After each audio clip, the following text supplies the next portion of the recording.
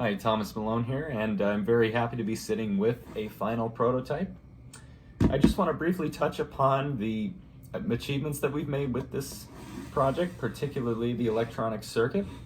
So, at first glance, you can see it is a little bit intimidating, but if you understand that it's just a network of inputs and outputs, that the Arduino has a program written to control the outputs based on those inputs, with a little bit of programming knowledge, it's a little bit easier to understand.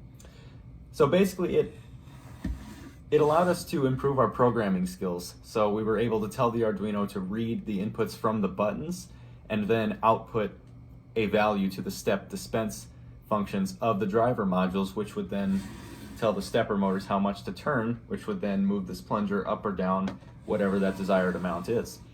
One thing that was also implemented was the position of the plunger was stored in a global variable so that no matter what you do, it can never move past its maximum or minimum point so that you don't break the stand.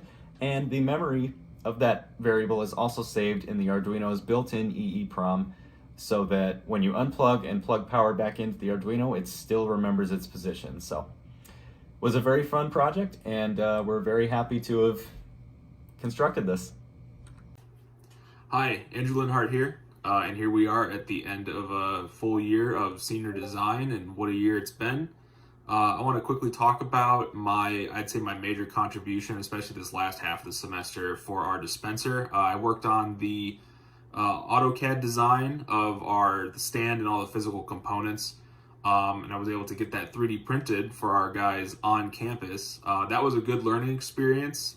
Getting some AutoCAD practice in was very good for me. Some of the things I did learn about that was to get a little more margin in my design, as the I had a bunch of holes basically designed into the CAD design for some screws to go through, and most of those needed to be adjusted a little bit by Thomas on campus. Not a huge deal, but just something to keep in mind in the future. And another thing is our stand was a little too short. The plungers for our dispenser, they couldn't get full retraction. They couldn't go all the way up as high as they could. I didn't take into proper account the coupler that went on the end of our stepper motor.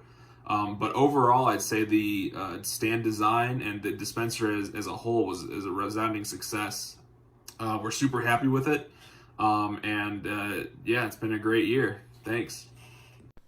Hello, I'm David Hargreaves of Team 55. During our first video, I discussed us deciding between a total design change or a scale down of the number of syringes in our design. We ended up going with the design change, using 2 stepper motors and fewer syringes to give us a more robust product. This compressed our originally planned test schedule. Even with this compression, we were still successful in meeting all major milestones and delivering a functional prototype to assist the ASU lab in creating dendritic identifiers. All right, so going over our future plans, we've been having issues with our acrylic just dripping out of the syringes, so I'm going to explore some different syringe tips and dodges to hopefully fix this issue. We also are thinking about PCB integration. This is just a more cost-effective and a more reliable and permanent circuit solution going forward.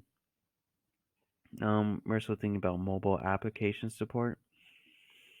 So the user can control the step amount, speed, dispense commands directly from a smartphone app or tablet. All right.